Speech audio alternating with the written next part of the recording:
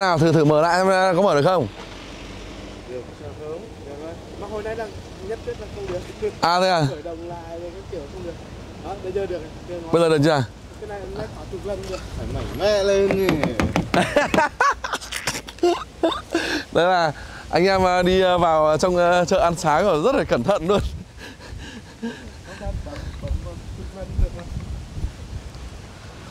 Và tối qua anh Bân ngủ ngon chứ? Qua ngủ ngon em ạ. À. Mấy lít lúa mạch thì vào. Không, anh em mình ngồi ngoài cho thoáng này. Ngồi ngoài ăn sáng này. Gió to quá. Không sao đâu, ngồi ngoài này. Hello. Dạ. Cô anh tỉnh non đấy. Cẩn thận.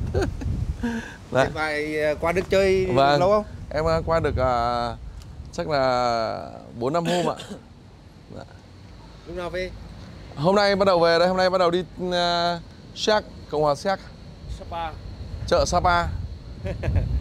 Đi khắp nơi nha. Khắp nơi, anh em đang có mặt tại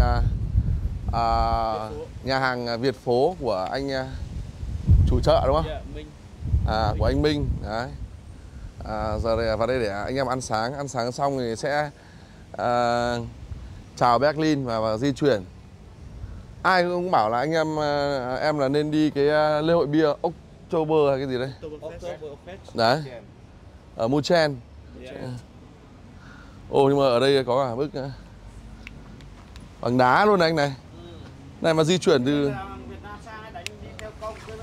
cái này mà mang từ Lục Yên hoặc Yên Bái qua này. Đây. Ninh Bình à anh, không phải Yên Bái à? Thôi đi, anh em vào order đi. Đây. Nhà hàng này rất là rộng và đẹp. Em hay like một mình mà. Chắc anh nhầm em nào chứ. Chết rồi. Em nào nữa? Còn cây cô gì mà ai đi Ăn với phở đặt luôn để ra ăn chung luôn anh Tuấn Anh. Đợi em ra mà anh gọi. Ui tươi nhỉ. Đúng là kiểu nhà có chợ khác đúng không? Đồ tươi. Cái này là cái cổ gì đây? Sườn. Củ sườn này chất lượng ấy nhỉ? Một bát phở bát đá này ở đây đang bán là bao nhiêu hả em gái? 23 đồng. Thế là tính cái tiền Việt của mình là bao nhiêu? 600.000 bát phở. Nhưng mà anh em mình ngạc nhiên bởi vì là sang bên trời Tây này mà có được bát phở ăn là cả một quá trình. Anh tò mò món của em là gì không? Bún ngan. Đúng, bún ngan này. Ở đây ăn là bún ngan. Đấy. Trời Tây có thịt ngan và luôn. sáng nay là có anh Tuấn Anh, đấy, anh Bân và bạn anh Bân, anh Phong và anh Công và các anh hôm nay ra ăn sáng để tiễn hai vợ chồng đi Praha. Nhưng mà đúng là bên trời Tây mà sáng ra mà ăn bát phở khác gì đúng kiểu Việt Nam mình đâu nhỉ? Tuyệt vời. Cuốn anh em bánh cuốn. Hả? Bánh cuốn. Có cả bánh cuốn luôn. Bánh cuốn chả quên. Có lòng lợn. Có hết. Nhưng mà ở nhà hàng này chắc không bán lòng lợn đúng không? Có. Đây là anh bắt là bún bò Huế. Đấy, rau sống kiểu. Theo rau sống cái này đắt lắm. Tầm rồi. Rau sống nào vận chuyển từ Việt Nam sang hả anh? Đồ một số này như tiệm hết là chồng. Một số rau bây giờ hết mùa tiệm. Chủ yếu rồi. Đi ở nhà làm. Cùng của mình uy tín nha.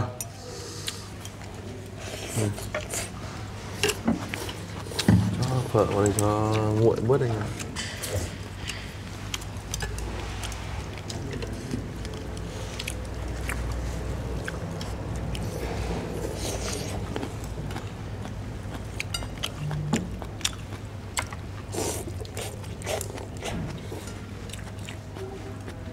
Cái này là cái ngò luôn.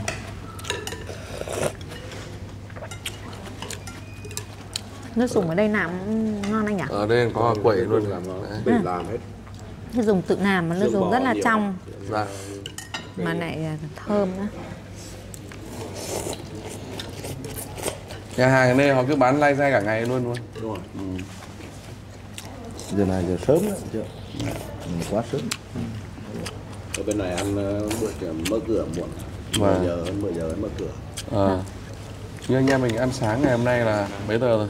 Nhưng mà ăn sáng là đẹp. Đây, anh em xem mà anh em ăn sáng là lúc 11 giờ 16 phút. Chào anh ạ. Muốn đi ăn sáng luôn? Dạ. Ăn sáng luôn em. Mời anh em nhé, mời cả nhà nhé. Quẩy này.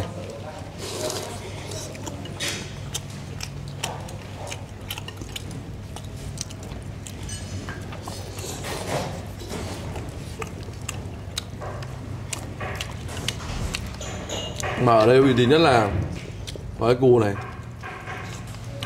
là chất lượng nha. Cái bát của anh Bân không có à? Anh lại gọi Anh ăn món khác. À đây ạ.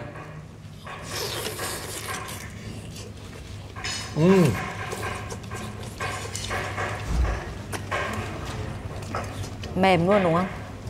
Em nghĩ là mỗi người nên làm một cùi đi. Uy tín à? Ngon lắm. Gọi thêm được mà đúng không? Dạ gọi thêm được nhưng no quá.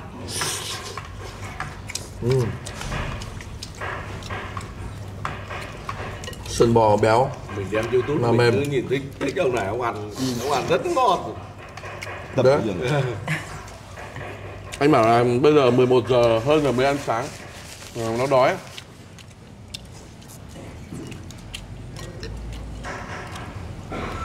Ở bên này mà có cả phở bát đá.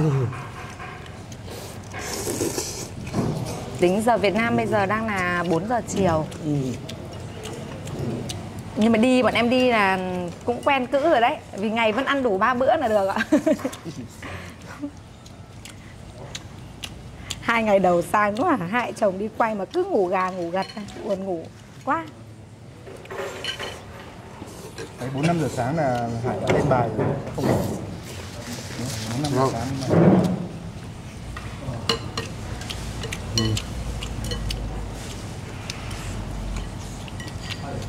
Nhà em hay lên bài là vào lúc 18 giờ 30 phút hàng ngày.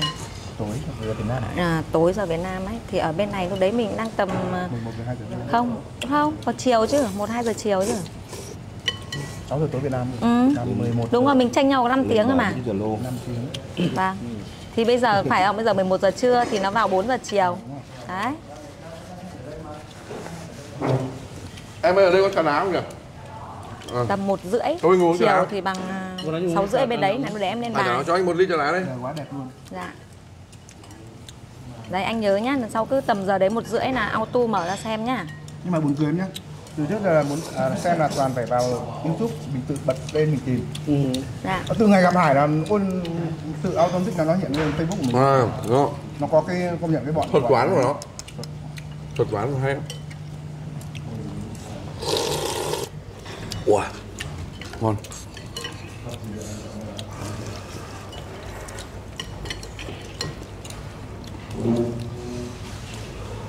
Con phở này ngon đấy, chất lượng. Chất lượng đúng không?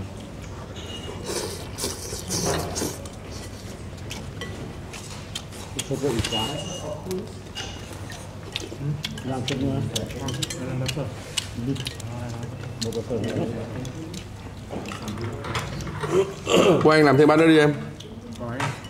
Hả? Bình thường toàn mình để cái cứ phở cuốn. Làm nên bát phở. Giọt. Nó nhất từ cái mưa mình ăn được bát rưỡi. Bọc hết. Mỗi lần em sang Bệnh Lý lại ăn phở trứng thôi. Bởi vì bên kia có. Hai làm cái sườn nữa. Đó. Thôi chắc nhà em chỉ làm được cô đấy thôi, bên trong còn nhiều thịt nữa mà. Gọi chưa? Em xin một tô phở này nhé. Em xin một tô phở nữa. Phở bò. Phở bò. Tạm thôi nha. Ngon. Em làm tôi này ngon. Không, to chục to quá. Rồi. Đây đâu này em, đâu. Em ơi, chỉ Ngon. rau, tái trứng rau. Tái trứng rau đấy chị. Phở tái trứng rau. Thank you. Trà đá Việt Nam. Tại nằm rau. Tại làm đâu? Chả mạng luôn.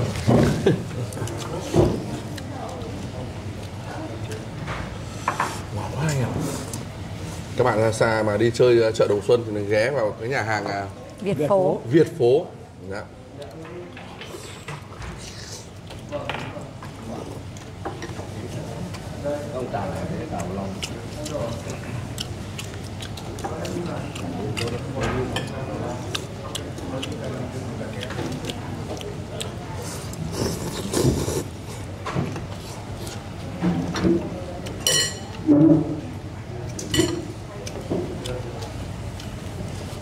Mình ăn ở đây nhưng mà mắt mình vẫn đá cái xe. Dạ, tỉnh bò.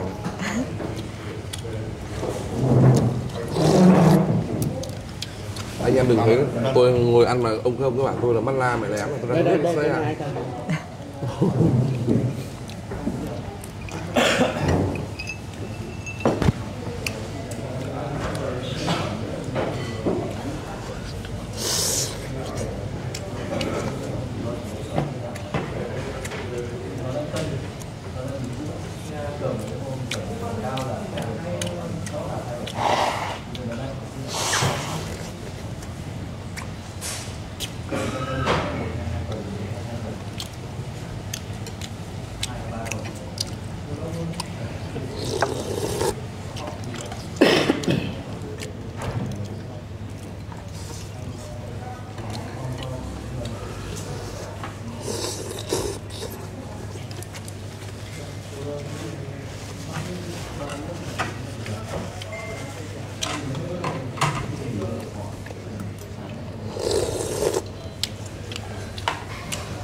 Đấy, ấm bụng chưa anh?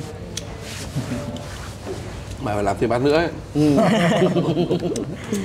mà kiểu tối qua nó không háo à.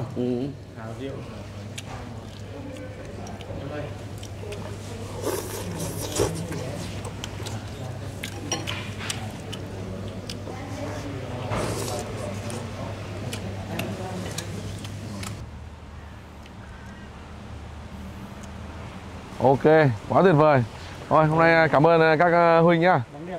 Đáng đẹp quá. Cảm ơn bạn Việt. Chúc các anh ở nhà ở bên này buôn bán nhá, thật là đắt hàng nhá. Hẹn sau mà sao thì lâu hơn một tí nữa. Dạ, vâng ạ. Người luôn còn nhiều hơn nữa. Vâng. Không thì từ đến cuối năm bảo là qua Noel các anh chị rủ nhau về Sapa mà. Hôm qua vừa hẹn rồi, còn anh thu xếp công việc thôi. Chủ tịch Vân này cũng về. Thế. Dạ. Có đi mà, có hai vợ chồng hẹn nhau rồi đi phượt rồi các kiểu rồi. Thôi đi, anh em mình em xin phép nhé, anh cảm ơn nhé. Vâng. Ok, chào anh. Dạ vâng. Bây giờ thì anh em mình tiếp tục di chuyển qua hành trình khám phá châu Âu các bạn nhé. Rồi. Xe ở đây rồi ạ. Đây, bọn em về đây. Em về đây. Dạ.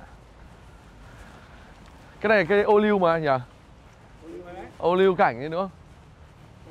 Hôm nay thời tiết ở đây đẹp quá nhỉ? Quá đẹp.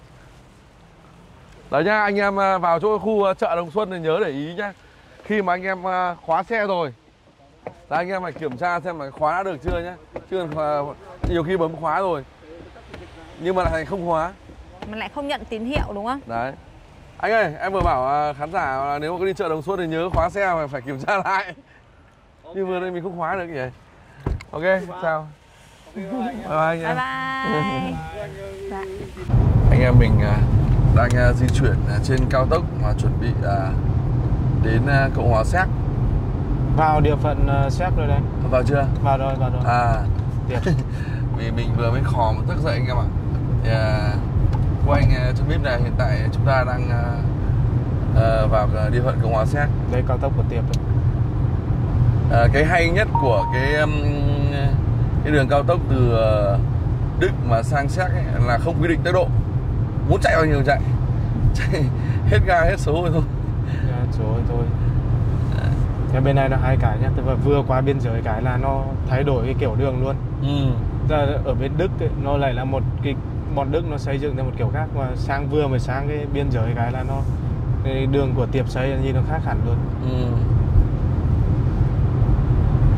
Đấy, anh em chuẩn bị đi đến Praha, trái tim của châu Âu, Praha. Hôm nay thời tiết thì thời tiết âm u, thầy u kính mến. Ở bên này thì cứ qua núi thì họ đào hầm qua sông Bắc Cầu nha. hầm này thì quy định tốc độ là bao nhiêu? 80 à? 80.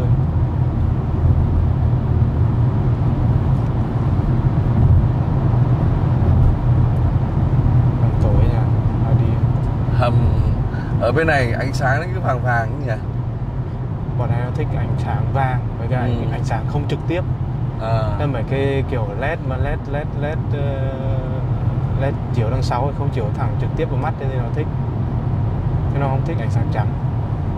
Trong bệnh viện hoặc trong chỗ mấy cái chỗ mà cabin thử đồ mới có ánh sáng trắng. Hôm trước sau khi mà đi cùng Quốc Anh, rất nhiều người cứ bảo là Hải tâm sự về tại sao Quốc Anh lại có mặt ở bên Pháp. Thì Quốc Anh có thể chia sẻ cái hành trình của em sang bên trời Tây này như thế nào không? Em thì nói chung hồi bé bố mẹ định hướng cho đi học Pháp rồi, thành em học trường Pháp từ bé. Sau đến khi sang đây thì đi học đại học xong mới kiếm đường ở lại đấy. Có nghĩa là từ lúc từ nhỏ học cấp 1 đã đi học tiếng Pháp rồi. Vâng. Thế là nghĩa là mình chuẩn bị cho mình một cái hành trang từ bố mẹ chuẩn bị cho mình thôi. Sang trời Tây luôn. Nhà em là mấy anh chị em? 2 anh chị em đều học Pháp hết. 2 chị em luôn. Vâng. Có một đứa em sau nó cũng học ở bên Pháp này, xong bây giờ nó về Sài Gòn. Sài Gòn làm biên kịch. Biên kịch luôn. Biên kịch phim á? Biên kịch phim ấy. Phim ngắn, mấy phim sitcom. Hay nhỉ. Còn em trước là sang đây là học cái gì? Em trước sang đây học kinh tế. Học kinh tế. Học kinh tế xong rồi đi kiếm đường ở lại thì cũng không biết làm gì thì đi làm nhà hàng, sau thấy làm nhà hàng cũng hay thì muốn mở một cái quán. Sau đấy nhờ anh chị đấy cũng lúc đấy cũng chủ quán đây, kiểu anh chị bày vẽ cho các kiểu. Với cả lúc mà mình đi làm quán mà thấy Tây nó vào nó ăn đồ ăn Việt Nam mình nó thích, mình thấy cảm thấy nó cũng sướng lắm. Nhưng mà em lập nghiệp là bên Pháp luôn à? Vâng, em lập nghiệp bên Pháp luôn. Từ lúc sang giờ 10 mấy năm em chỉ ở Paris thôi. 10 mấy năm chỉ ở Paris thôi. Thế là bây giờ là đang mở thêm 2 nhà hàng nữa. Đấy là tổng 3 nhà hàng.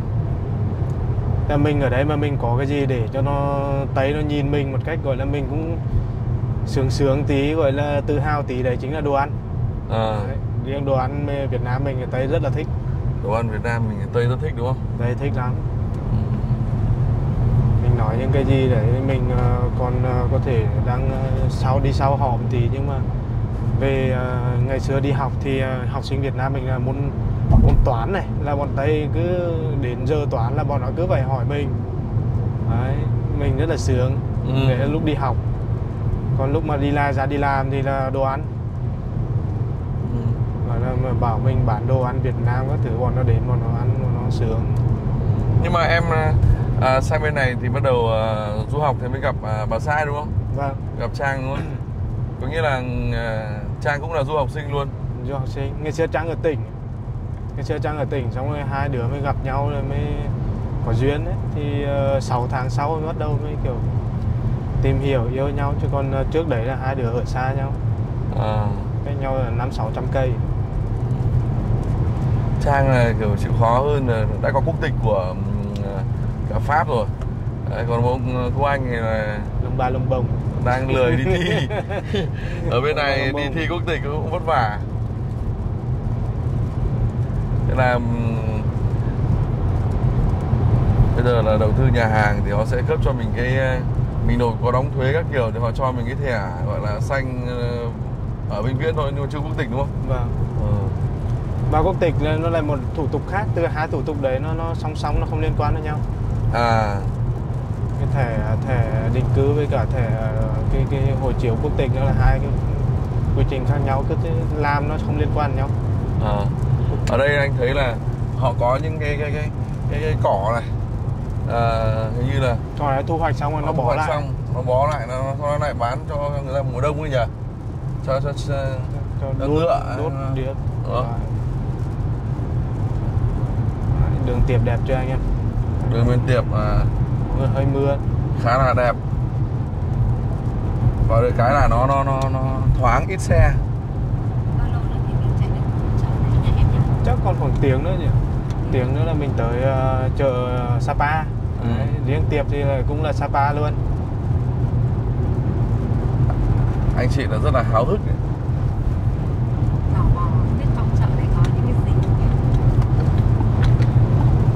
Cộng đồng người Việt mình bên Cộng hòa Séc này cũng rất là đông. Sapa TV chuẩn bị gặp Sapa Center.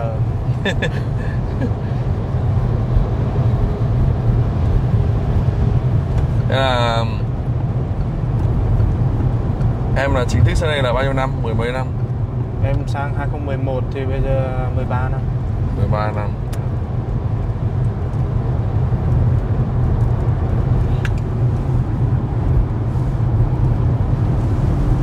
Đường bên này đẹp nhỉ? Đẹp, ok. Đi. Bây giờ chị Tuyên ngủ được mấy giấc để chị Tuyên anh Hải ngủ mấy giấc này, đường đi êm nhỉ? Êm như du.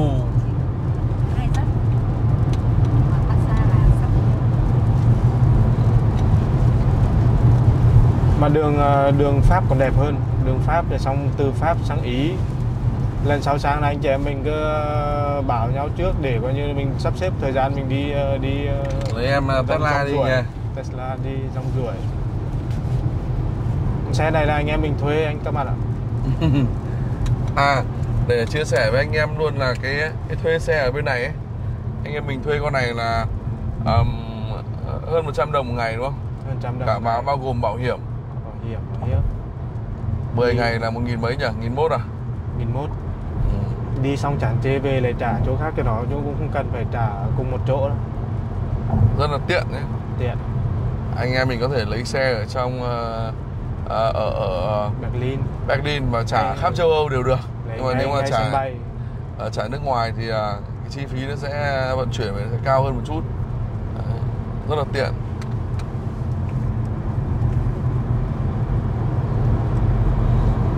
Có cái xe đi nó cũng chủ động nè. Chủ động hơn nhiều chứ. Nhưng mà cũng may đợt vừa rồi đưa anh em sang Đức thì các anh em bên Đức take care mình quá tốt nhỉ anh em. Không phải đụng lên xe. Phải cảm ơn anh em, đặc biệt là bạn Tuyền. Đấy, anh em rất nhiều anh em rất là bận nhưng mà cũng sắp xếp thời gian để đưa anh Hải toàn ông chủ. Anh em đi chơi. Toàn ông chủ ngon, chủ to.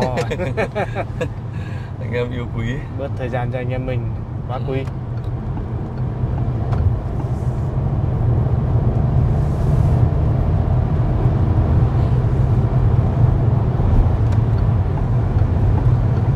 Ở bên này mấy cái xe mobile home ấy nhiều nhỉ? Nhiều lắm. Các bác cũng cứ tầm 5 năm tuổi đổ ra, 5 năm 60 tuổi đổ ra là cứ lấy xe để hai vợ chồng có thể là đi phượt thôi.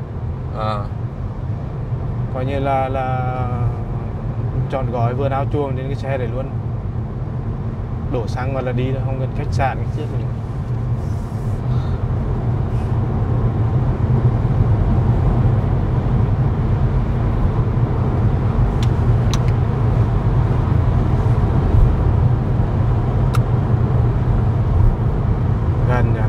Đức Berlin sang Tiệp có 300 cây, gọi là 400 cây. 400 cây. Chạy xe mất 4 tiếng.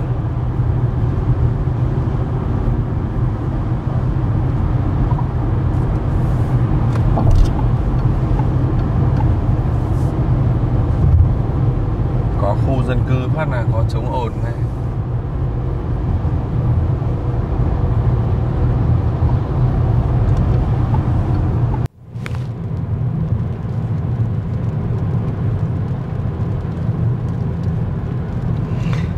Đi đâu mà nhìn cái cảnh tắc đường nản thật đấy nhé.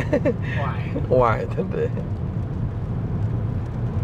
Đang dặn dây chằng mà chứ. Cứ về nhận ga.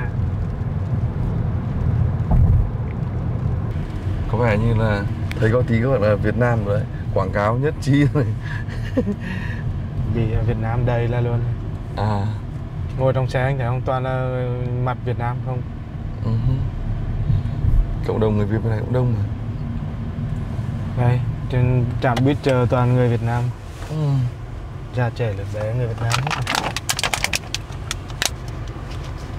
Mình sẽ lựa chọn là ở gần chợ các bạn ạ, để tiện cái việc đưa anh em đi tham quan chợ. Đây là cô người Việt này.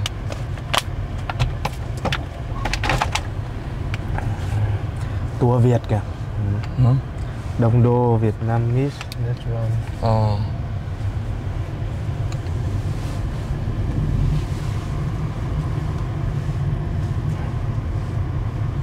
Đợt mưa rồi đấy nhỉ. Giờ mình vào hỏi cái hotel kia nhỉ, trông là ở sát chợ luôn nè. Hotel Lifestyle kìa. Mời anh em cùng ngắm thành phố Praha. Praha lên đèn rồi. Về đêm. Về đêm. Đấy.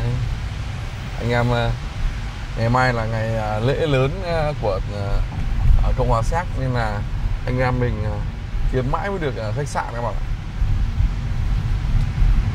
Giờ thì đang hẹn một số anh chị khán giả ở kênh này, anh em đi ăn tối.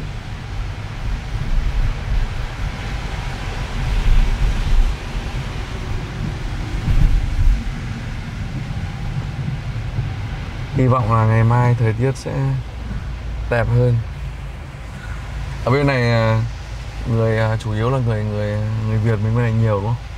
Người Việt mình nhiều đấy. Người Việt mình bên này hình như được công nhận thành một cái dân tộc của nó luôn hay sao? Vâng. Dạ, như kiểu Việt Nam năm từ anh dân tộc thêm dân tộc từ năm. Vậy là vào năm 2013 thì người Việt chính thức được công nhận là một dân tộc thiểu số. Nhiều lắm. Một trong 14 nhóm dân tộc chính đấy. Có người Việt. Bên này gái bản địa phải lấy người Việt mình nhiều lắm đấy. Đấy là người Việt mình là VIP đấy, chịu khó làm ăn. Bên này VIP Pro. Bên này Tây, em thấy Tây làm cho người Việt mình nhiều, mà Tàu làm cho người Việt mình nhiều. Người Việt mình ở đây là số con má đấy. Tên tuổi đấy.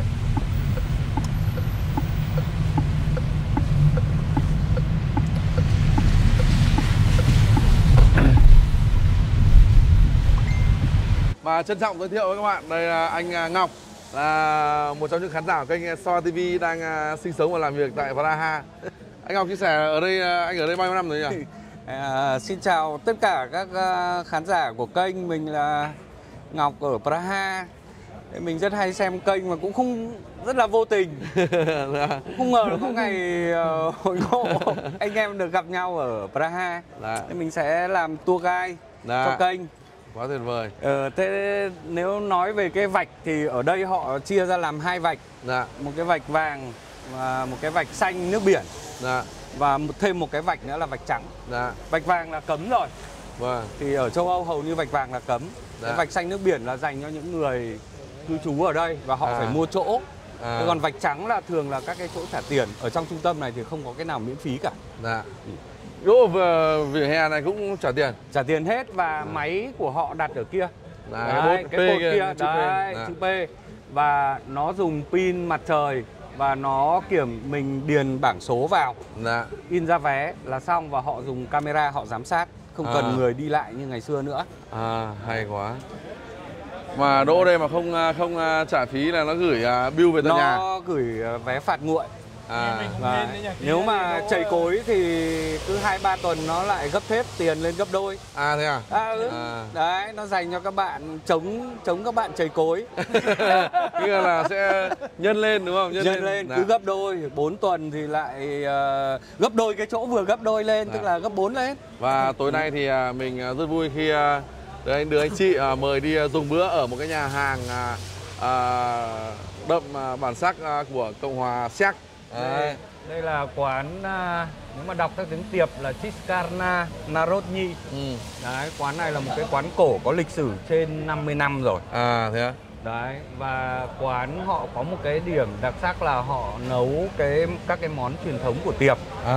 Và cái phần decor trang trí thì tất nhiên là họ cải biên đi để trông cho nó bắt mắt hơn. Theo cái xu hướng của châu Âu. Và một cái rất hay nữa là họ có bia tươi Plzen. Nhưng mà ngay tại quán. Nhưng mà hôm nay là Hải không có đối thủ để uống bia rồi, bởi vì anh Ngọc lại không uống bia các bạn ạ. Không bia rượu. Anh Huân. Anh Huân uống đúng không? Anh Huân ở tiệm hải sản Praha sẽ là thế ạ. tiếp bia cho kênh. Vâng. Đấy, thế chúng ta nhìn thấy cái logo Pilsner kia. Đấy, nó là cái bia lâu đời nhất ở Tiệp, thành phố Plzen. Đấy, tên của nó là Pilsner Urquell. Bây giờ thì anh em mình sẽ vào trong và vào quán. Gọi món. Ở trong này thì nhiều khi là nhà hàng này thì anh em mình quay khu anh em mình ngồi thôi. Không được quay khách các bạn. Nên là vào trong thì mình tiếp tục quay chia sẻ các bạn tiếp nhé. Gỗ đấy anh nhỉ? Gỗ. Gỗ của họ thì không độc đáo như gỗ Việt Nam. Thế nhưng mà người ta có cái kinh nghiệm về bảo dưỡng, tẩm ướp, xử lý, thành ra là nó cũng giữ được lâu. Nhưng mà nếu mà nói về độ quý thì không bằng Việt Nam mình. Thế Bia Plzen.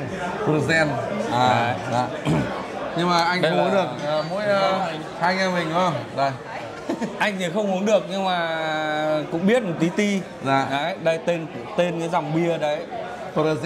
Pilsen. Đấy. Đây là tên của cái nhà sản xuất bia. Cái bia này là bia 12 độ. 12 độ. Đấy, nên là cái màu của nó hơi đậm. Đấy, cái bia 10 độ này màu nó vàng hơn nhưng mà màu này đậm. Bia ở Việt Nam của em, bia của em là em đang phân phối cho một nhãn bia 5 độ đã nặng lắm rồi. 12 độ. Thôi mời anh. Nhưng anh uống cái nước gì đấy? Anh uống Coca.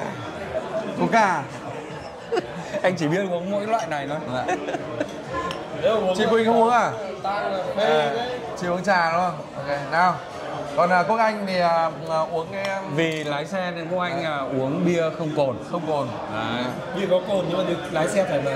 Đúng rồi. Tức là thực ra nó là 0,8 độ cồn. Nó không phải là hoàn toàn không có cồn, nó là 0,8. Được cho phép. Ông này là 5 độ thì ông này có 0,8, tức là chưa được 1 độ. Nên là mình uống xong nó vẫn tỉnh táo và ở cái mức cho phép. Dưới 0,8 promile đấy. Dưới 0,8 promile thổi không lên. Đấy. Anh không uống bia, anh tìm hiểu kỹ đấy. Và anh lại thích rót bia. Nhưng mà từ trước nay Huynh có uống bia bao giờ không? Anh không uống bao giờ cả. Từ lúc. Và cái cách rót bia của người Tiệp ấy là người ta phải rót vào cái ly ướt chứ người ta không rót vào cái ly khô. Nếu mà cái bia này mà rót vào cái ly khô thì nó sẽ bị đắng. Thế cho nên là người ta sục cái này ở cái bồn và lên một cái là người ta rót luôn từ vòi ra. Đấy. Nên nếu mình nhìn thấy nhiều khi mình lại bảo người ta mất vệ sinh nhưng mà không phải. Người ta phải rót bia vào ly ướt để cho bia nó không đắng. Gặp một chuyên gia rồi. Nhưng mà không được bia. Bạn anh nó bảo anh là ở đất Tiệp này phí bia phí rượu. Đúng rồi. Bởi vì không uống. Tiệp với cả Đức là bia ngon lắm. Đức vẫn thua Tiệp. Thế ạ? Bia Tiệp nó không đau đầu. Thế à? Em cứ bet là nhà ngày mai không đau đầu. Không nhiều mấy đấy nhưng mà nhiều thì không nói. Khỏe như mình mà cứ tán vào khoảng 5-7 cốc này là cũng quay đấy. Anh uống được 5 cốc không? Bình thường. Anh nếu để uống ấy phải được một chục. Chục cốc này luôn. Cái cốc này là 500 một ly này là 500. Một ly này Tiệp là uống ly nửa lít quên đấy. Giới thiệu nó chưa đầy đủ. Cái ly uống bia của Tiệp nó khác với cả các cái nước khác ấy, là cái bia này, cái này nó rất dày, cái đế này nó rất dày và cái vách của nó rất là dày. Vì người Tiệp người ta uống người ta phải keng. Không bao giờ uống khác các loại bia này. Đấy. Chỉ dòng các loại này. Để gặp mình có bị bệnh thì bác sĩ người ta khuyên mình uống bia này. Tốt.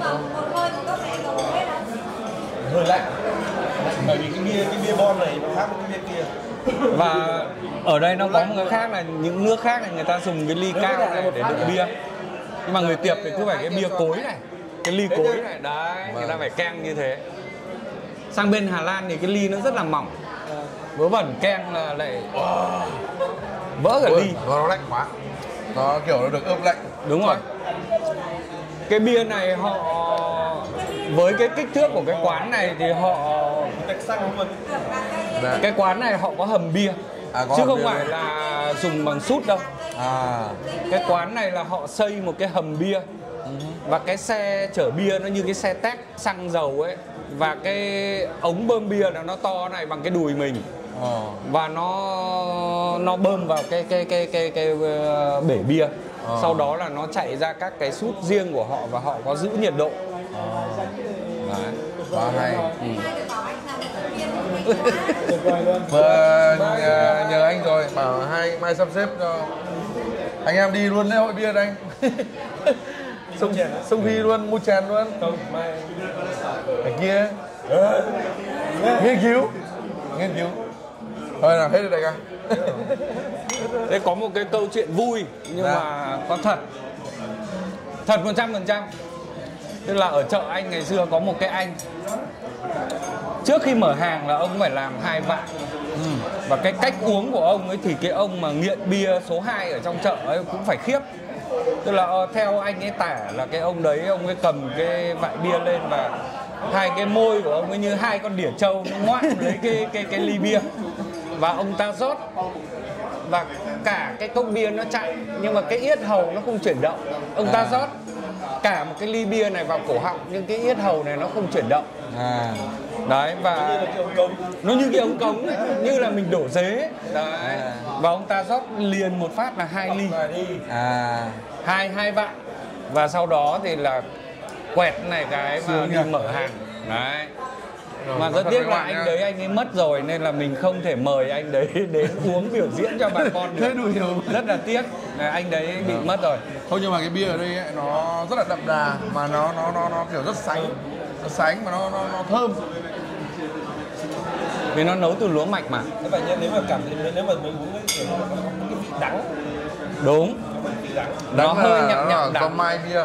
Đúng, do cái men bia. Cái tiệp này nó có mấy loại men bia và nó trồng ở nhiều cái vùng khác nhau. Đấy, và cái men của cái vùng Plzeň này là nó một cái loại đặc biệt. Và có một cái khác biệt nữa là cái nước ở đây là bình thường nước mình sử dụng, nước ở vòi ấy, nó là 4 độ. Thế nên là các cái dây chuyền nấu bia của người ta không mất công để làm lạnh nước. Bởi vì tự nhiên nó đã là 4 độ rồi và người ta nấu. Và cái tiệp này thì nó là vùng núi, nó như Hà Giang, Cao Bằng nhà mình ấy. Thế nên là ở dưới của nó là toàn nước khoáng. Thành ra là bia này nhiều khi nó nấu bằng cái nước mà có nhiều khoáng chất nên là nó ngon. Đấy. Đấy, và tùy vùng đấy, nhưng mà cái vùng Plzeň này là bia ngon này. Còn một vùng nữa ngon là vùng České Budějovice, là vùng phía nam tiệp giáp với Áo. Thì nó là có cái hãng bia mà Budweiser của Mỹ đấy. Nó chính là cái ông Budva của tiệp, nhưng mà hồi Thế Chiến ông ấy chạy đi. Yeah, cheers. Thank you. Đấy, và ông ấy chạy sang đấy. Hai bên vẫn có tranh chấp về cái thương hiệu bia Budweiser. Nhưng mà Budweiser là đúng ra là thế nào? Nó không phải Mỹ đâu, nó là gốc tiệp đấy. Gốc tiệp. Nó chính là ông Budva của tiệp đấy. Bây giờ cái thương hiệu ấy nổi tiếng lắm. Đúng không? Budweiser ở Mỹ rất nổi tiếng. Anh em mình làm suy đấy nhỉ? Có. Đúng là mấy ngày hôm nay là ngày nào cũng lục lá gặp các huynh gọi là có cao thủ về bia. Nhưng mà huynh là anh học sang đây là hơn 30 năm rồi. Anh sang hơn 30 năm. Thế còn anh mới. Đây là lính mới. Lính mới 15 rồi. 10 năm. 15 năm. Đấy, bia tiệp được cái là bọt biếc rất chuẩn. Em thích uống cái đầu tiên rót ra xong rồi bọt nó phải dính hết ở mép vào này. Đúng rồi. Liếm vẫn sướng. Nhưng nếu mà em thích để cái bọt dính ở mép thì em phải để một bộ ria mép thật là dày vào. Đấy. Xong cái bọt bia nó dính vào đấy. Mình mua để biết cái bọt đấy này. Nhưng anh là quê gốc ở đâu? Đây là Bắc Giang. Bắc Giang 98. Còn anh Ngọc là anh ở Hà Nội. Hà Nội 29. Em là năm nào cũng về Bắc Giang quay vải. Đúng rồi. Chia sẻ với mọi người. Gần nhà anh Huân đấy. Anh Huân có trồng vải không? Không, nhanh ở dưới này. Vải trên Rồi, em mời Huynh nhá. Ui, mát lẹ lắm em. Tuần thứ 2.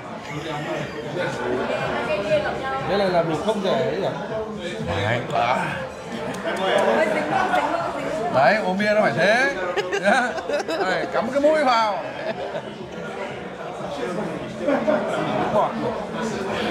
Đấy. Mấy cái ông Tây già ông có ria mép này này, bọt bia nó đọng lại trên cái ria mép của ông ấy. Nhìn rất phê, ông quệt cái. Nhưng mà ở bên tiệm này thì nó có cái tình trạng là nó đập kính xe hay là nó lấy cắp xe không ấy? Có chứ. Có. Nhưng mà phải xe đẹp. Phải xe đẹp. Hoặc là xe thuộc cái dòng phổ biến là xe Skoda. Chứ còn Volvo, Lexus thì có cho nó cũng đánh thêm bởi vì nó không tiêu được. Không gác thì mình cho nó cục gần. Sáng nay bọn em đi vào chợ Đồng Xuân ăn sáng. Nên là lúc đi vào bắt thì thấy xe bấm khóa không khóa được. Yeah. Thế là Quốc Anh thì rất là tỉnh đòn luôn. Quốc Anh ra khóa đi khóa lại nên là không được. Không khóa được, mà là khóa xong nó lại mở ra, khóa xong rồi. Đấy. Thế là nó đang ở trong cái chế độ là cả không thể được. Đấy. Có cản thế cho nên là hôm vừa rồi bọn nó bảo là nếu các bạn tất cả những xe hiện đại giờ là khóa bằng vân tay, xong trước khi ra là giật chân có được không được nó tìm. Nhưng vừa rồi đỏ bảo hiểm 2 triệu nhé, lấy tất. Có bao nhiêu bảo hiểm 2 triệu nó lấy luôn, bảo là mọi người bảo ôi đây nó không biết, thực ra nó thừa biết rồi. Đây là các bạn rút kinh nghiệm nhé. Thực sự là nó không phải là do các người bản địa ở đây đâu, mà do những di dân hoặc là bọn Ba Lan, biển Ba Lan sang lấy trộm. Không phải bọn ở đây đâu. Đấy, nguy hiểm lắm. Đây cái xe của anh em mình cẩn thận. Không có gì để trong xe thì không sợ mất. Không phải lấy xe chứ không phải lấy đồ. Bên này là còn cao thủ hơn, lấy luôn xe. Không, đấy là xe đắt, ví dụ như là Mercedes trở lên. Nó lấy hết. Cơ mà rồi đấy nó hai cái này trong trước mắt cũng là đấy là quay lại tất cả 100% như nó bốc hết. Nó quay ông này lấy trộm nha. Ghi hình rõ nhưng mà không làm gì nó. Thực ra không phải là điều bản địa nhưng mà nó trà. Bảo hiểm 2 triệu bảo hiểm 2 triệu đời 100%. Và liên rồi nó bốc hết. Nhưng mà có được đền không anh? Có được đền. Bảo hiểm sẽ đền, nhưng mà bảo hiểm họ sẽ đền. Bỗng dưng là mình mất xe đi, sao lại mất thời gian? Đúng rồi. Đúng không? Dạ. Trời ơi. Nhưng mà cái cách thức làm việc của cái đám công an ở châu Âu nó cũng dài dòng. Nó thì không ngờ bắt mấy cái thằng râu ria. Chúng nó bắt là chúng nó sẽ muốn bắt cả một cái đường dây. Thằng nào sai mày đi, mày mang cái xe về mày bán cho ai, mày mang đến đâu đăng ký.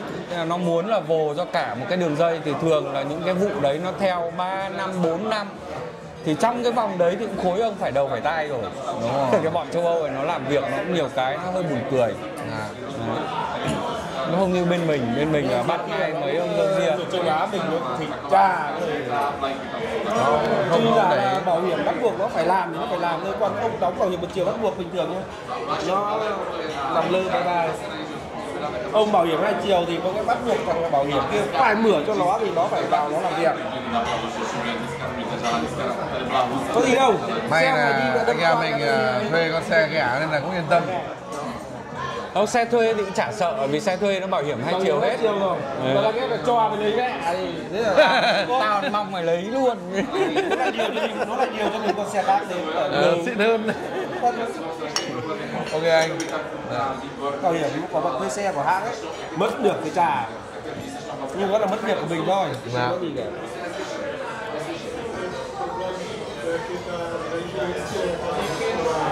Nhiều khi kinh nghiệm là không nên thuê xe sao đẹp. Thế là xe không phải mình, bởi vì nó cho mình thuê nó đóng bảo hiểm rồi, có cái làm này lấy mẹ vào đây. Ra ở đây thì nó chỉ mất việc của mình thôi.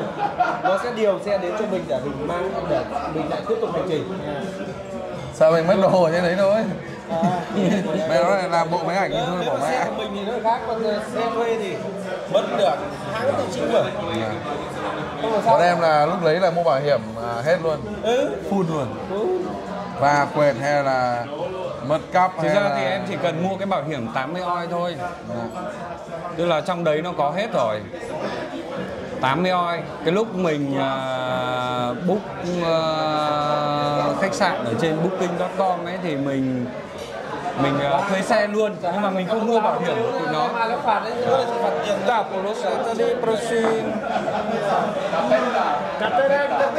Thank you. Rồi. Nào, món này là món xin giới thiệu với các bạn là đây là một món truyền thống của tiệm, có tên là Tatarak. Thế thì cái món này người ta làm bằng thịt bò sống. Đây này, mọi người có thể nhìn thấy đây là thịt bò sống này. Đấy. Nhưng mà đây sẽ là cái thịt bò thăn, cái thịt bò mông rất là ngon và tươi, nên là khi mà người ta băm nhuyễn ra nó có một cái màu rất là đẹp. Đấy. Cái thực sự là cái món Tatarak này nếu mà chế biến theo phiên bản này thì nó cũng hơi khác với cả truyền thống một chút rồi. Đấy. Thế nhưng mà chúng ta vẫn cứ thưởng thức để xem họ cách tân cái đồ ăn của họ ra làm sao. Không ngờ là hôm nay là mình có là đây ta polosetaria gede. Yakuyo. thank you. Yakuyo. Thôi anh em mình thử tí món thịt bò tươi sống anh nhỉ. Thế thì cái cách thức ăn đây trong cái đồ đi kèm của món này thì họ sẽ có là bánh mì nướng. Đấy, bánh mì nướng và tỏi tươi. Thử làm một cái nào. Đấy, tỏi tươi và tỏi tươi. Mục đích là chống đau bụng. Bởi vì đây là thịt bò sống. Đấy, nên là họ phải có tỏi tươi. Thế thì cách ăn nó cũng rất là đơn giản. Đây. Đến đầu tiên là mọi người sẽ mài cái tỏi vào đây. Mài cái tỏi vào đây. Đấy. Họ chiên hơi bị non. Cái này nhẽ ra là họ phải chiên nó to lửa lên một tí, thì khi cái mặt này nó rát thì mình mài cái tỏi này nó mới mòn đi và nó thấm vào đây. Chứ cái mặt này nhìn này là nó hơi bị non, nên mình mài nó cái tỏi nó không ăn mấy này. Đấy.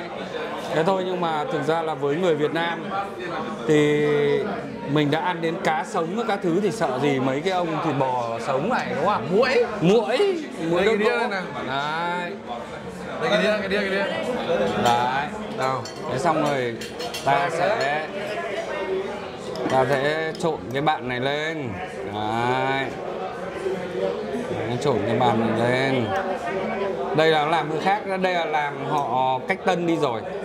Họ không làm theo cái kiểu truyền thống. Truyền thống là họ sẽ có những cái đồ chống đau bụng như là mù tạt này, đấy, hạt tiêu này, rồi ớt bột này. Đấy. Em thấy có cả trứng cá ở đấy anh ạ. Trong này có không, đây là cái hạt gì đấy? Một cái hạt gia vị gì đấy. Trong này là cái hạt này tên là hạt gì hả con? Hạt chia. Nó không phải hạt chia, quên tên rồi. Rồi, ăn chứ sợ gì mà không ăn. Đấy, thế mình ăn là mình trộn hết lên như thế này. Trong này còn có một cái lòng đỏ trứng gà nữa. Nhưng mà lúc họ đánh cái thịt này họ trộn luôn vào cho mình rồi. Đấy. Còn cái kiểu truyền thống thì người ta sẽ để luôn một cái lòng đỏ trứng gà lên đây và mình sẽ tự trộn. Đấy. Thế bây giờ là mình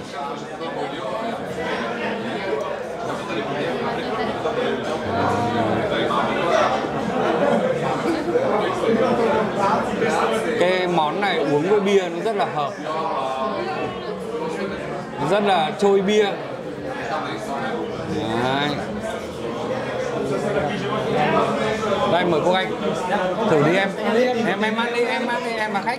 Đây anh ơi, anh ở bên chủ đây nhà. như này là đúng bài chưa? Như thế là đạt chuẩn. Xong bây giờ em đánh này. Đấy, đánh em lấy đều dĩa, cái lên, em đúng không? đánh đều cái đấy lên. Làm phải thế để mạnh tay lên.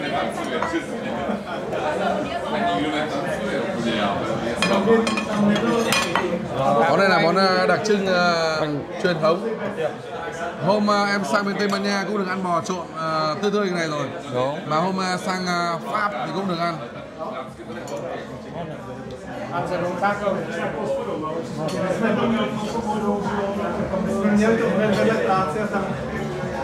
Thêm đi, hơi mỏng. Hơi mỏng. Hơi mỏng. Ăn kiểu các cụ nhà mình thịt cá giò chả nó phải ngập răng thì nếu như này là hơi mỏng. Đấy. Để dành cho mọi người miếng. Đây. Em phải có hành. Lá này cảm giác như là giống cái lá đinh lăng anh nhỉ? Không, đây là mùi. Đây không phải là mùi. Cần tây. Mình cứ gọi như thế. Lá này là cần tây. Đấy, nhưng mà phải có hành. Và họ xài hành tím để cho nó thơm. Anh ơi, khôn vết đấy, tây khôn vết đấy. Quá anh ạ. Mời chị, mời cả nhà nhá. Mời các bạn nhá. Nào.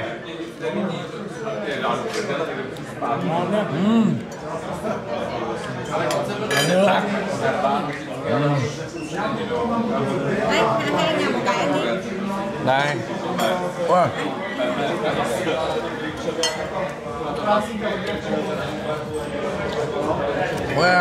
Đây là một trong những món bò sống mà mình ăn ngon nhất từ trước đến nay luôn. Từ trước đến nay là ăn 3 lần. Một lần là bên chợ của chợ hải sản ở Mallorca, Tây Ban Nha, và chợ ở bên Pháp. Ngon. Nhưng mà chính là cái bánh mì hay là hình ca là chiên hơi non. Chiên nó cứng hơn tí nữa thì nó giòn. Hôm nay nữa là ở đây hôm nay ăn được món củ kiệu này. Đấy, cái củ Việt Nam đấy. Cái củ này gọi là gì nhỉ? Nhưng mà khi nó bảo ăn thì các quán khác không bao giờ có. Cái này trông nó cũng như là củ kiệu của mình ấy. Kiệu muối luôn. Nó mua Sapa đấy. Nó mua chợ Sapa. Chứ còn Tây xin là không có củ kiệu này đâu. Có cái này có lọ ngâm mà. Mình đi ăn bao nhiêu quán là mình có. Nó không cho vào đây thôi nhưng mà họ có. Đây là nó cải biên sang nó ở Việt Nam nhiều. Tây nó bao nhiêu lắm. Rồi, xin mời các bạn.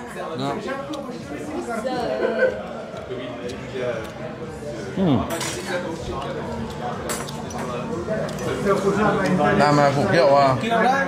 Đây 100% củ kiệu. Huynh làm hôm trước mua ở nhà mình. Huynh làm cười đấy. Đó. Anh định uống rồi nè. Một lọ. Ngon rồi. Ăn kiểu này vị nó khác. Hôm trước em ăn ở chợ, ở nhà hàng nó không bị ngấy là họ làm lạnh, hoặc là cái món này nó làm lạnh luôn đấy. Không, món này là món nguội. Đấy, nó làm lạnh. Hôm nay ăn ở trong chợ Barcelona. Đó.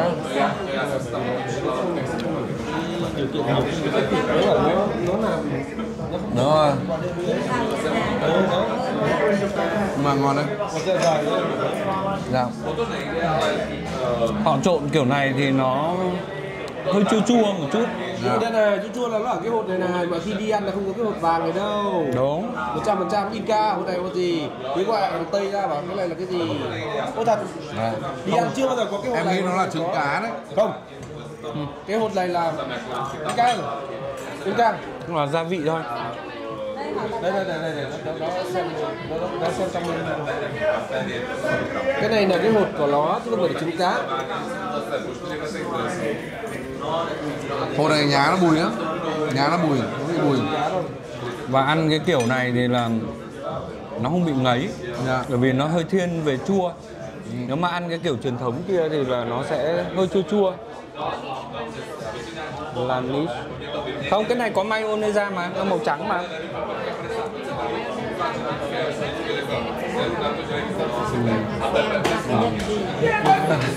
Xong một hồi vẫn chưa ra được nhân gì.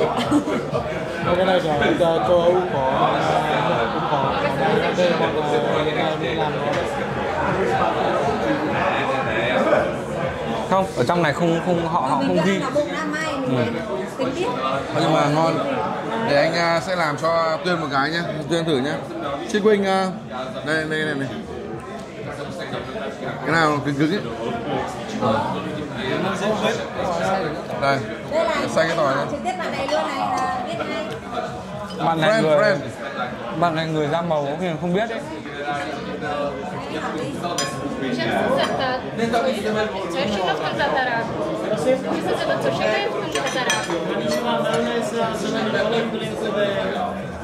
Ten tadi te manipulati. Horčice. Yo hạt cải. Hạt cải. Phần nào ăn nó giống kiểu trứng. Hạt cải để họ làm cái tương hạt cải ấy. Họ bình thường là cái món này nếu làm theo kiểu truyền thống thì họ sẽ quết cái sốt tương hạt cái mù tạt lên đấy, mù tạt của Tây lên. Nhưng mà đây là người ta thay bằng mù tạt thì người ta chơi luôn cái mù tạt thô, thì chính là cái hạt này. Từ cái hạt này nó làm ra mù tạt. Thế là đây là người ta chơi luôn cái hạt đây này là đây. một dạng glucid. Em mời các anh chị nha. Xin mời. Já dnešní vypadá, že budou teďka děti a jak bych se mohl dovolit to směnit celý úplně. Tại sao cô anh? Đang bận ăn cả thứ ba rồi. Ăn cái thứ ba rồi. Nhiều người bảo cô anh có nét ăn giống anh. Thịt sống luôn anh nhỉ? Thì do được trộn tổng hợp các loại gia vị trong này nên là bạn thấy là rất là ngọt, nó có độ hơi chua chua. Đúng. Bình thường là nó sẽ là ngọt và hơi thiên về, nó sẽ hơi mặn một chút bởi vì nó có muối, mà ngọt thôi, ngọt của thịt thôi.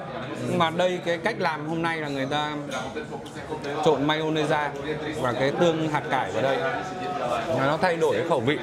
Mà cái hạt cải mình ăn ở trong mồm thì nó có đột nó giòn. Em nhìn mắt em tưởng chữ cá. Nào, đưa anh mời huynh đài nào. Hết luôn anh nhỉ? Hết. Đây dọa không đúng người rồi các bạn.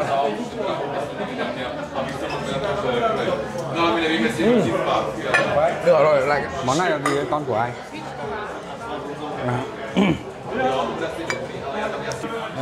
Đây là món svitkova, là một cái món truyền thống, nó cũng như phở nhà mình thôi. Dạ. Đấy. Và nguyên liệu này là thịt lợn hay thịt bò đây? Thịt bò. Đấy, thịt bò nạc. Vì Tây thì họ ưa ăn mềm, họ không ăn dai như người Việt mình. Đấy. Cái thịt bò này họ sẽ ninh nhừ. Đấy, họ sẽ ninh nhừ đây này. Đấy, họ ninh rất là nhừ. Đấy, em ấn nhẹ xuống mà nó đã bở ra như này chứng tỏ là nó rất là nhừ. Đấy. Trên này có một lớp trên sốt này là kem. có lớp kem sốt này. Thế đây thường là hoa quả. Đây thường là hoa quả, ví dụ như là quả dâu hay là quả mận hay là quả táo họ nấu lên. Thế còn cái này là một cái đặc sản của tiệm. Và mình ăn thì mình sẽ có cảm giác là như là mình ăn cái vỏ bánh bao ấy. Thực ra là cái này là làm từ khoai tây. Làm từ khoai tây. Thế nhưng mà họ cũng làm cho bột nở bột miếc lên là nó cũng xốp mà ăn như cái vỏ bánh bao của Việt Nam mình ấy. Đấy. Mình giới thiệu đấy, và cái nước sốt này là nấu từ cái nước mà lúc người ta ninh cái thịt bò này. Đấy, thế bây giờ là mình sẽ chuyển cái món này đây, mình sẽ cắt ra đây, em thử đi. Cách ăn là em phải cách ăn những cái món này ấy, tại sao có nước mà người ta không đưa cho mình thìa là bởi vì người ta có cách ăn của người ta là bao giờ người ta cũng thấm như thế này để cho cái sốt nó thấm vào cái bánh mì này, xong người ta ăn thì đến cuối bữa là cái chỗ bánh mì này nó cũng sẽ hút được hết cái chỗ nước sốt này. Nên đấy là tại sao mà ăn có nước mà người ta lại không cho em thìa. Rồi, đã hiểu. Đấy, em làm một miếng đấy. Đây, cái này đúng không? Đúng rồi, xong em xiên hai thằng vào với nhau. Đấy. Mời các bạn nhé. Hôm nay đúng là Hải là gặp đối thủ rồi, chuyên gia ở đây.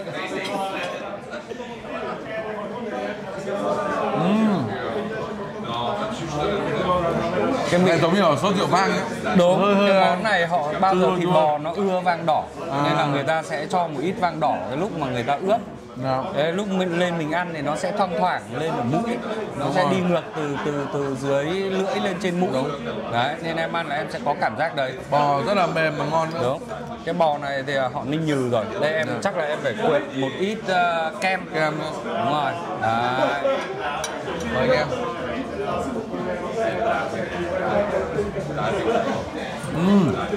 Đấy, ăn nó sẽ ngậy, Béo hơn, ngậy hơn.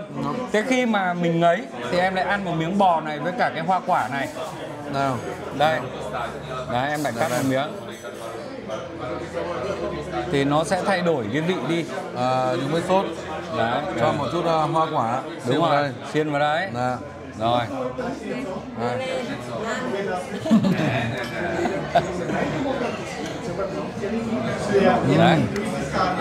Nó sẽ không còn cái cảm giác ngậy nữa.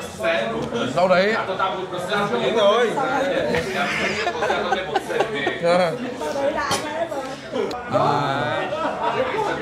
Xong rồi làm một tí này.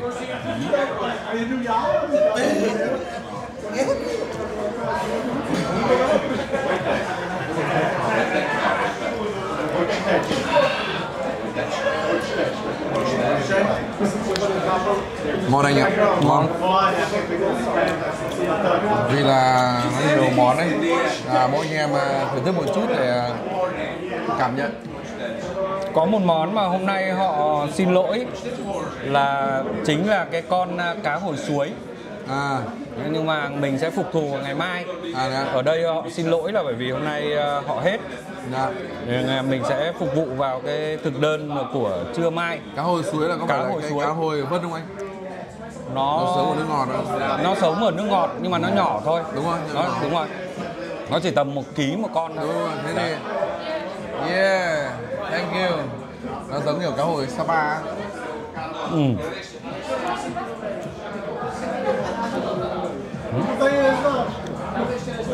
Nhưng mà khách ở đây thấy anh em mình quay phim là cũng rất thích. Đấy, thích lên hình hello hello. Người ta sẽ ăn trước khi ăn món chính.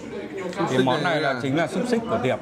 Đấy. Và cái này người ta chế biến là người ta nướng qua này. Đây mình nhìn thấy cái vết nướng này. Ăn với cả mù tạt này, hay còn gọi là tương hạt cải này. Đấy. Và hành người ta có xào qua rồi. Ở đây em thử đi. Rồi, để xem mà xúc xích của tiệp với cả xúc xích của Đức cái nào là ok hơn nhá. Đánh giá công tâm nhá. Không, nó sẽ mỗi cái nó một kiểu. Cái này nó sẽ không ngậy như là cái xúc xích Đức. Em ăn cái xúc xích mà màu trắng trắng của Đức như thế. Đúng rồi. Đúng rồi, cái Bratwurst. Cái đấy thì nó rất là ngậy. Cái to như cái cổ tay. Đúng. Ăn nó rất ngậy. Đúng rồi. Nhưng mà các bác Việt Nam nhà mình mà làm ở trong xưởng xúc xích về thì các bác ấy đều khuyến cáo là không nên ăn nhiều vì cái đấy trong nó toàn mỡ. Mà đúng rồi. Nhưng mà vì đây là đất châu Âu, người ta phải có nhiều mỡ người ta mới chống được cái lạnh. Nếu mà người ta cứ mảnh mai thanh cảnh thì người ta có mặt chết rét, người ta không làm được ngoài trời. Đấy. Nhưng mà xúc xích này cũng ngon, nhưng mà để nó không bật được cái hương vị, cái độ béo như cái xúc xích Đức được. Đúng rồi, bởi vì không có một cái lòng gấu vui không có một cái xúc xích nào của tiệp mà có vị ngậy cả. Không có tiệp họ không làm cái kiểu vị ngậy. Đấy, đúng rồi, ông Đức là ông trộn nhiều hơn. Cái dẹp tiền bán tôi nhìn tay nhìn đường. Rất là ngon. Thơm, em thử đi.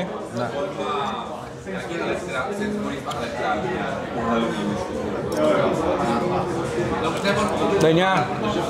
Đây là một cái bằng chứng mà giao thoa văn hóa này. Đây nó chính là cái cọng rau mùi này. Đấy, nó chính là cái cọng rau mùi Việt Nam này. Bây giờ Tây người ta cũng biết ăn rồi. Ăn đồ Việt Nam giờ kia là họ ăn đồ châu Á nhiều lắm. Và bây giờ họ đưa cả cái rau của mình vào cái món ăn truyền thống của họ. Đấy, ăn cái này uống bia lại hợp hơn. Nó đậm đúng không? Nó đậm. Đấy. 2 truy rồi anh em ạ. Hai Giờ truy anh em rồi. mình sẽ thử thêm một loại dòng bia nữa, bia khác nữa. chuyển ra một dòng bia mới, chùy thứ 3 đi. Đủ hết bia các loại thôi. Wow. Tuyệt vời. Loại bia khác. Lại cái Có như cola.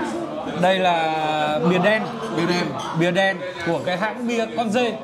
Bia con dê. Bia con dê. Con dê thật luôn. Đúng. Đấy. Nó là cô gen là con dê mà. Ok, anh ơi.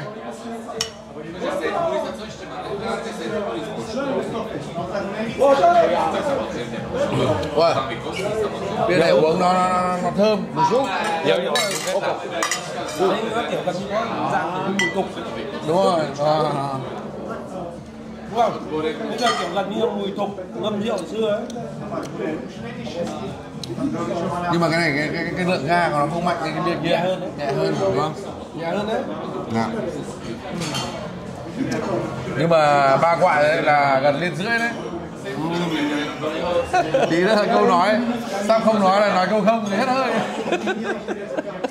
Thì anh về nhé, anh về Việt Nam giờ còn cái bia cỏ nó cứ nửa cổ nó, cái ghế anh bảo đúng có thật, không thấy vậy, có về từ bia uống tối nay, sáng sau dậy cũng vẫn cứ mình gia đình uống xong rồi là Kiểu sụp nhiều tí CO2 quá. thế. Món này nó là một trong những món truyền thống của tiệp, cũng giống như cái món Svichkova lúc nãy ấy. Cái này nó gọi là món goulash. Đấy. Thì nó là thịt bò hầm nhừ. Đấy. Nó tương tự như cái món cái này nó tương tự như cái món sốt vang của mình. Hàng cú. Sốt vang. Ok. Đấy. Em nóng và lòng họ lắm ăn rồi. với cả Cũng là khoai tây. Đấy, khoai tây nghiền. Cách ăn cũng giống như vừa nãy. Cách ăn cũng giống như lúc nãy. Với nước sốt đúng không? Có nước sốt. Anh em. Nó được cố. Đấy. Vâng, con lấy cho em. Gia vị món này giống món sốt vang ấy. Giống sốt vang của mình mà. Bò nó hầm tan chảy nó mồm luôn. Đấy. Thế còn đây là một cái món truyền thống của tiệp. Đấy, là chân giò nướng. Chân giò nướng. Đi uống bia phải có chân giò nướng. Và nó phết có lớp sốt mật nghiền lên. Còn đây là khoai tây nghiền. Đấy. Huynh ra đòn thử cái này nào. Đây. Ở kia rau rượu mới kia. Rồi, ok. Lịch sử quá. Hôm qua là ăn chân giò quay, còn hôm nay là ăn chân giò kiểu này là kiểu hầm đấy. Hầm toát ra luôn. Tây thì họ hay ăn mềm. Tây thì họ hay ăn mềm. Đấy. Hầm. Họ hầm rất là nhừ. Thế vì sao mà răng của Tây nó đẹp? Bởi vì nó ăn đồ mềm. Đấy. Đấy, em ăn em thử đi. Anh ra đòn một cái này gì với khán giả nào. Em ăn đi, em Ok, em sẽ ấy nước sốt này với cả khoai tây nghiền luôn này. Đúng rồi. Đây, mời anh em nhá. Mình đi ăn mình ăn thì không ăn nhiều mình ăn ít này.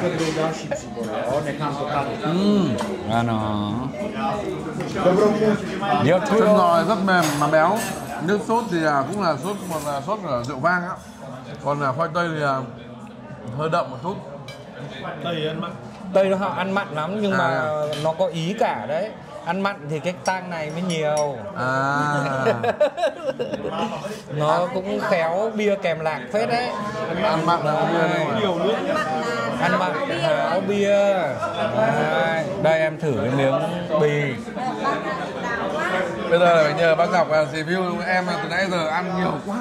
Không, ăn món ngon. Đây em thử cái bì của họ làm như nào. Lại thử tiếp. Đấy, cái bì thôi. Đấy, anh Huân thì anh thích là cái bì này phải giòn. Nhưng mà truyền thống của Tây thì họ ăn mềm thì họ làm.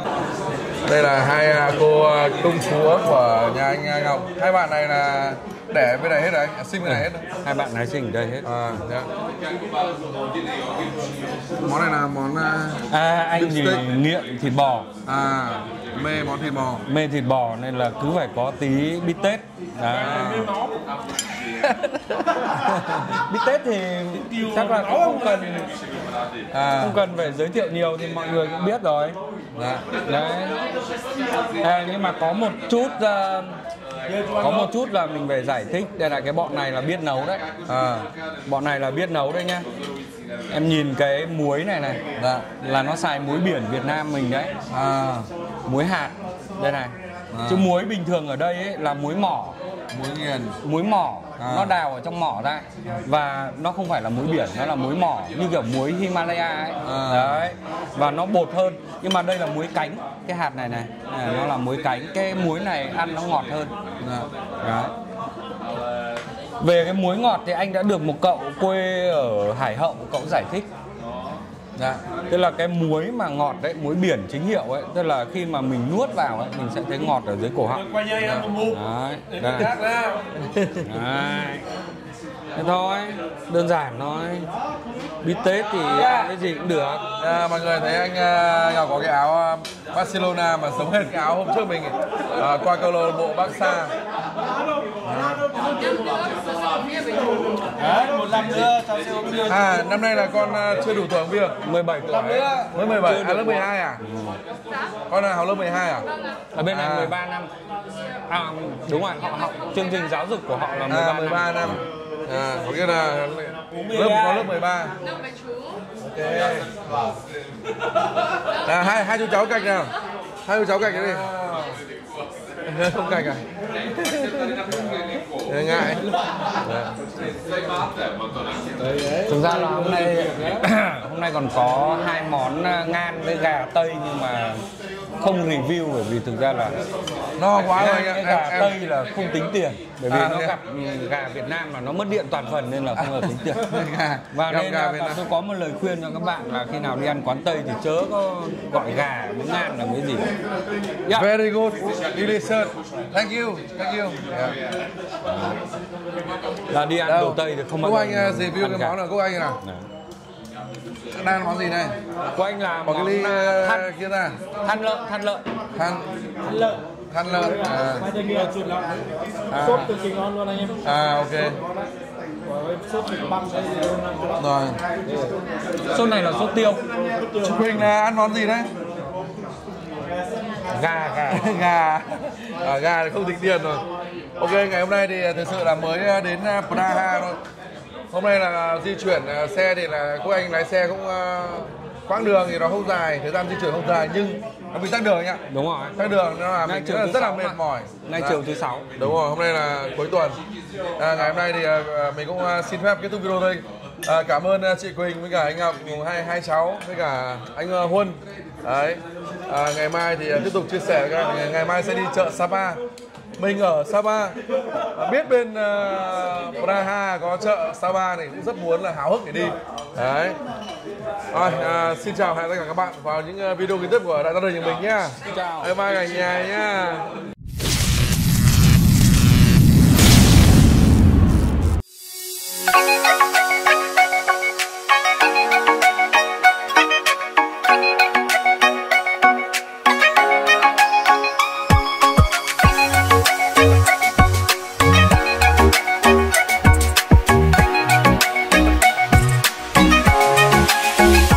Từ miền xuôi anh đến với rừng, anh mang theo tình yêu cùng bao mơ ước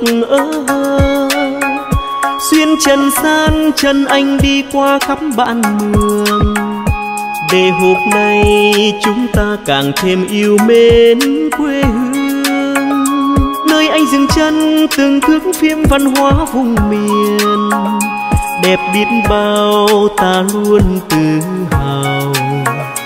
Cảm ơn anh chàng trai kết nối yêu thương. Đây Lào Cai nơi vùng biên giới hôm nay tìm về, anh cùng em bên chung rượu cần, mình kết duyên trong phim chợ tình đẹp biết bao, chợ tình biên giới Sapa. Em mời anh ăn miếng thịt to uống bát rượu đầy, hương nồng say theo em cùng về, tìm đến đây chào duyên hò hẹn, chào đón anh nhà hàng Sapa TV. Bên nhau người ơi cùng kết giao duyên nghĩa cuộc đời, cùng nắm tay ta giúp đỡ cộng đồng. Cảm ơn anh chàng trai tôi mến yêu. Hôm nay về đây mình uống say ta hát điệu này, từ trái tim như muốn nói bao điều. Cảm ơn anh hờ ai hai. Hỏi chàng trai ấy là ai,